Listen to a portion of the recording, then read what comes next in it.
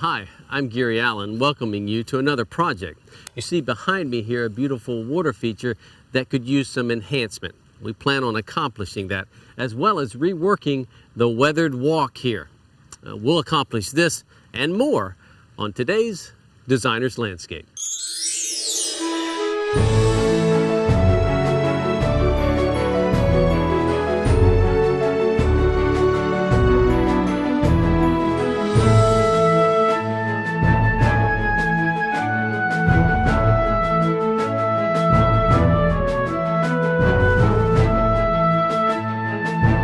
I thought I would begin by mentioning the gazebo that has been actually transplanted, moved from another part of the property during some reconstruction. We want to include it in our package, in our plan, in the new landscape we have back here. You notice the dock heading out to the water. The friends are used to walking on turf grass. Man, that's fine. We don't have to have a hardscape surface here, but wouldn't it be nice if you have dress shoes on or it's real wet and rainy? So as an option, we're going to continue our old walk and go to the gazebo and curve it out, include the dock. So our surface here is a combination of brick and concrete, as we'll work that together. Again, this old weathered walk, a combination of drainage problems, has caused some settling, and it'll all need to be removed and reworked. We want this to be an outstanding focal and a major feature for this backyard hardscape. It seems like safety is even an issue here because of the erosion and the settling. Well, we'll pull out the rocks and some of the existing landscapes so that we can come back in and operate here. This walk has served a purpose for, gosh, who knows how many years, but now it's time for a new one. And rather than stop or start here, we continue ours all the way to the pool deck or patio. Doesn't that logically make sense, so that we can stay high and dry or clean from this point all the way down? Well, busting this out is really going to be a lot of work and effort, but that's what we need to do first before we even think about reforming in our new design. Hopefully you've noticed some changes that have taken place.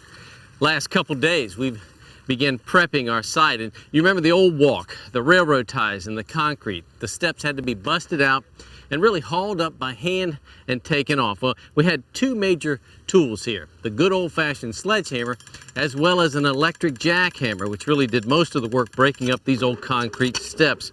And so taking them out piece by piece, and Rodney came in and we actually shot some lines so that we could determine our rise and our run, how many steps we're going to need to get from top to bottom. What do you say we spend some time now talking about the details of the walk itself?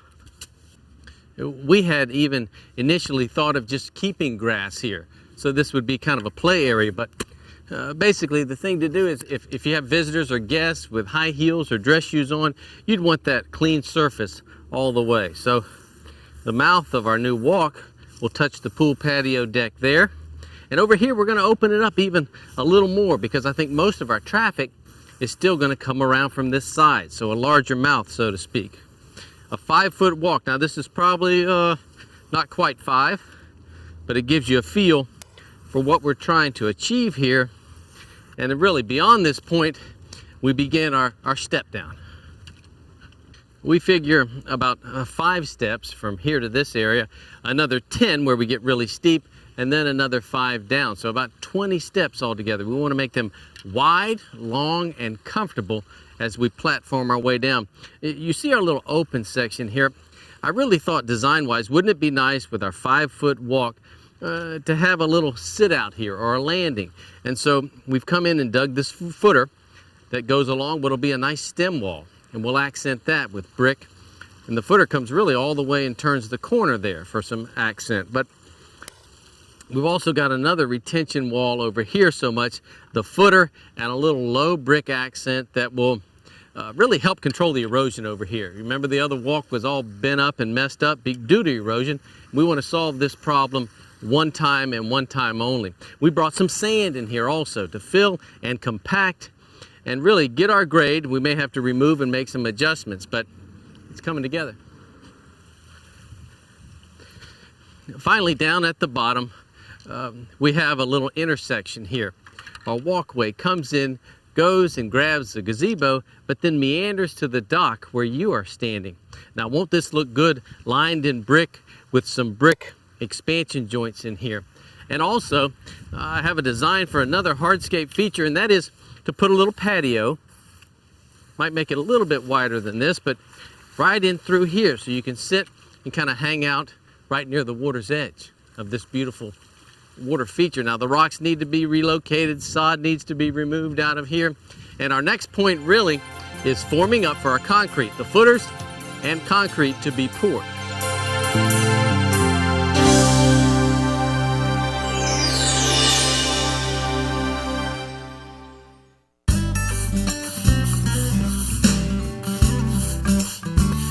Well, as you can see, a lot has transpired here recently, and it really wouldn't be fair to leave out the individual that's helped us get to this point, Rodney Monk. Rodney? Hey, Gary. Thanks for coming out to tell us how difficult was this project? Oh, difficult for me. Yeah. I learned a lot on this project, and it was really fun. Well, I know the design build concept that we had here was kind of challenging because we didn't have a plan on paper, did we? No, we had to work with the conditions or fall and come up with a plan as we went along and make it all come together. And again, you had to accommodate for where the brick borders are going to be, and all that made the forming, I guess, a little more challenging, huh? Yes, we had to accommodate the brick pockets for the recess to meet our walkway. Uh-huh. And then, I mean, you poured a combination of footer, patio, and sidewalk, huh? All at one time, monolithic pour. And, I mean, we could have done this by hand, but how did the pumping procedure help you guys out? Oh, it made it all possible. To wheelbarrow all this concrete this far from the truck would be too labor intense. Mm-hmm. Rodney, I guess I might ask, how much did you have in materials and even forming up for this project? Approximately $400, Gary, with the wire mesh and the rebar around our perimeter. And then also, what about the labor and the man hours to build the forms and all? Approximately 1 week with one helper and me. Took us 1 week. Pretty extensive though. I mean, this was no easy sidewalk or patio, was it? Very complicated. Finding this landing here was a critical point, and the rise and the fall in between our sidewalks to this landing point, and deciding how many steps we were going to have from the swimming pool to our walk all the way to the docks. Yeah. What I appreciate too is the cavities you had to make to accommodate for all the brickwork that's now going to be laid in, huh? Right, Gary. The brick pockets were recessed to accept the brick borders around all of the steps. A lot of work. Most of the work is being done in the back, but we've been able to accomplish a few things up front. Firstly, the planter that we've created. That's right. As you reflect back, you see us actually marking a line, cutting the concrete, and lifting it out of this rectangular shaped bed that we've made or created. We actually jetted underneath here with a pipe PVC, adding 3 sprinkler heads to part of our original or existing system. What this has done for us, it's taken just a blank void wall that wasn't used by the homeowner to begin with, and we've been able to create this buffer with these trees, accenting them. Well, I think you'll find this to be a great before and after. Let's go down to the bottom of the steps and talk about brick and how that accenting is making things come along great. Friends, it's always exciting to see a master craftsman at work, whether it's carpentry, concrete, landscape, or in this case, even brick. So, great pleasure to introduce to you again Brian Light of Southern Brick Institute. Hi, Gary. Hey, good to have you here today. It's my pleasure. Thanks for having me. The patio is looking great, by the way. I appreciate that. I guess my first question is, how do you think we did meeting your expectations for your brickwork here? As far as the concrete? Yes, sir. Super. The way it's formed, the expansion joints, I like the layout. It's not just something you'd see every day. Very nice job with the forming and the concrete work. Good. Let's talk more about that. Okay. I mean, goal or design was a combination of the border on the outside with these expansion joints to create a little bit of interest. Yeah, I remember you saying you were afraid it would just kind of die into the bank if it was all brick. Yes, sir. But this looks nice, the contrast with the cement. Very good. Yeah. And we have tried to do our best, I guess, to match up color-wise somewhat with the house there. Yeah, the homeowner, the house is an older house. I don't know exactly when it was built, but it looks like it's 40 or 50 years old. Right. Brick were probably used then. Sure. When it was laid. So this brick has a nice range to it, some dark ones, sort of an orange color, some reds, to pick up on the older brick that they used on the house. Yeah, and it doesn't have to match exactly because we're not going to make it all the way up to the house. But I can see with a couple steps that are done already with this border too, it's a good match. It's super. Brian, maybe you can elaborate on the type or style of brick today. Sure, I'd be glad to. What we're using on this job, Gary, is a wood mold. We picked a particular brick to try to match the house. This brick is made in a wooden mold. Now, most brick are actually pushed by pressure out of a die, but this brick isn't. It's made in individual wooden molds, shaped like this brick, obviously. And what they do is they wet the mold first and scatter sand in it. And the sand has a sort of a twofold purpose. Just like baking a cake, you want to get it back out of the pan. Well, putting that sand in that box makes it come loose. Sure. And come out when you're finished with it and Okay. ready to fire it. But it also puts a nice coating of sand on the face of the brick. If they wanted to put a maroon color on here or something, they could put that color sand in the mold, and then when it comes out, you sort of have that color on the face of your brick. I see. Brian, I noticed that these bricks in the expansion joint there's mortar underneath, but not around the sides, huh? Yeah, we decided to go ahead and put the borders on, but these in the center, in order to get them in place with the mortar on them, as you're laying them, you'd actually have to spread the mortar of butter all four sides of the brick. It's kind of hard to do. It takes a little extra time. So we just placed them in a bed of mortar, and we'll come back tomorrow, next day, whenever, make the mud a little runny, and put it in a grout bag. Okay. It's almost like a funnel, and you just squeeze it in. It's like icing a cake or something, and we'll put the mortar in these joints that way. Super. I see you're saving the cuts for the end. Yeah, huh? we'll do some of those later. I really love the steps. I do too.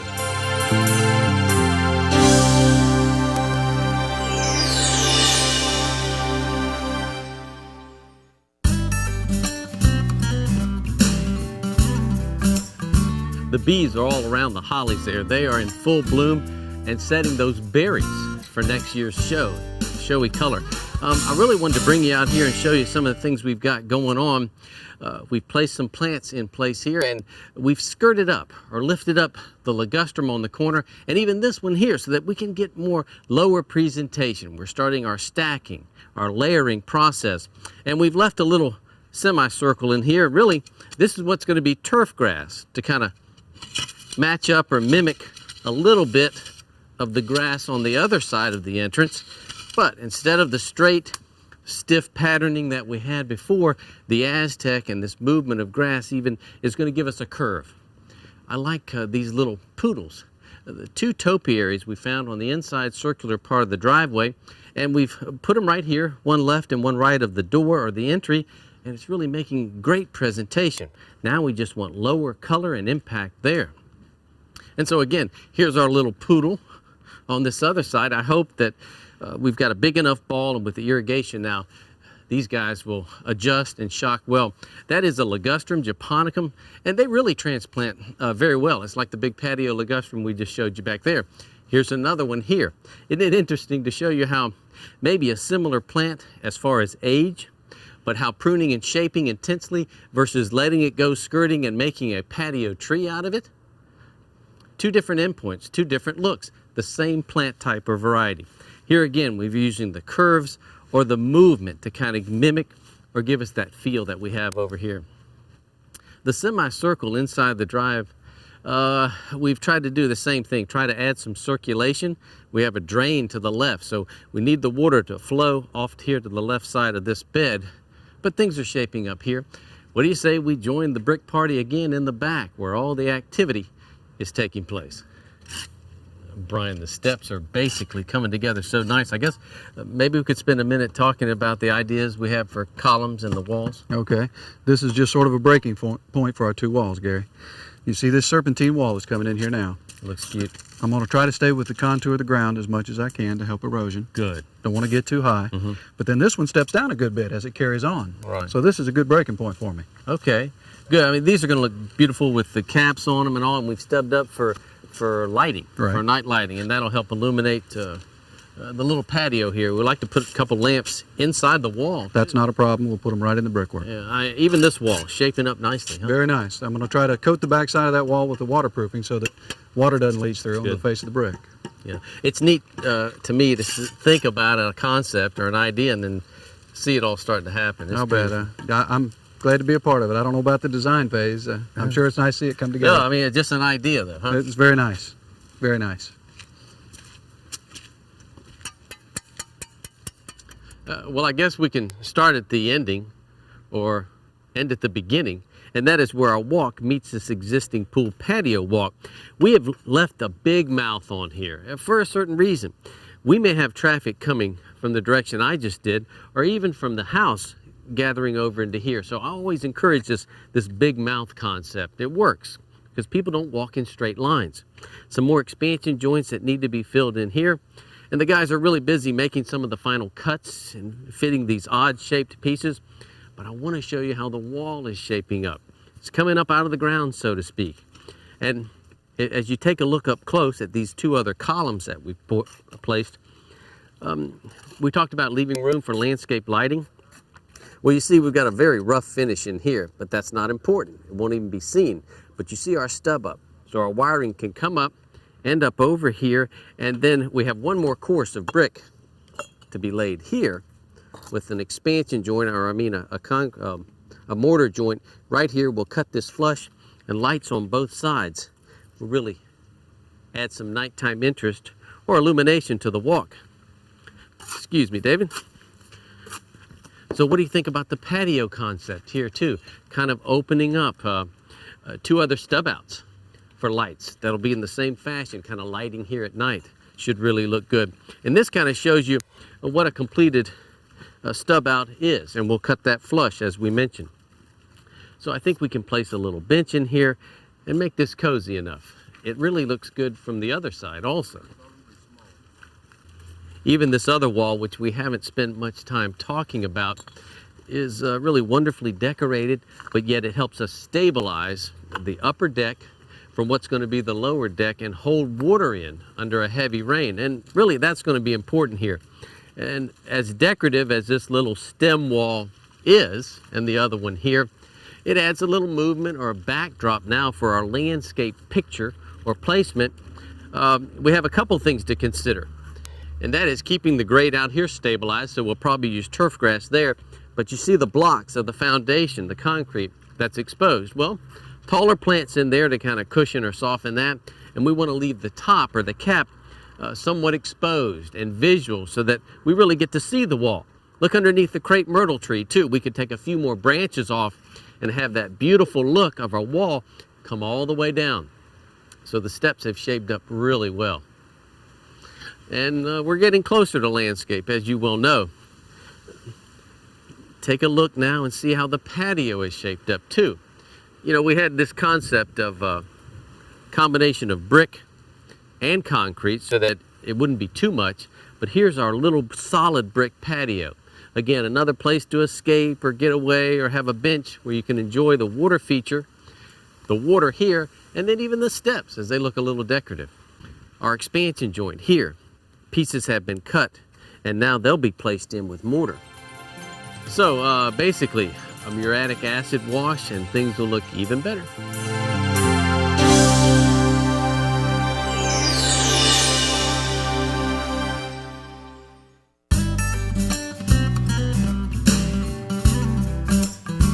The fine-tuning of a project is always where the detail comes into play. I find it easier to start than sometimes finish and punch out a project.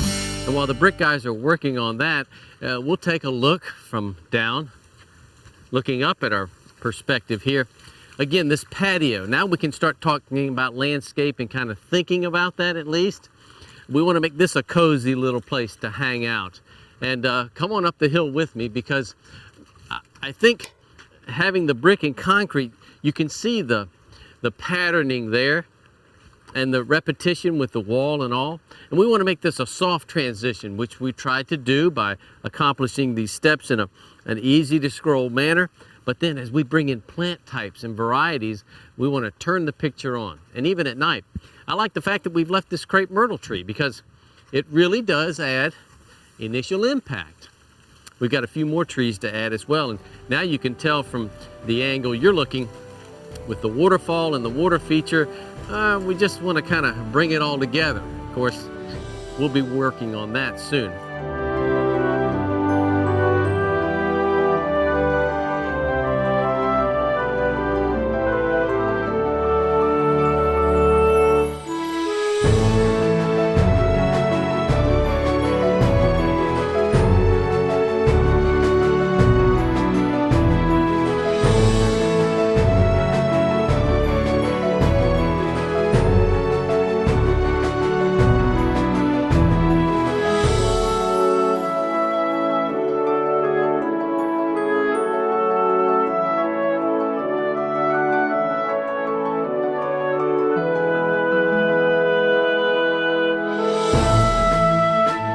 You know, it's almost a shame the time goes by so fast that we get to spend together, but hey, we invite you back as we add now to our hardscape area landscape, the addition of trees, shrubs, ground covers to only make it look better.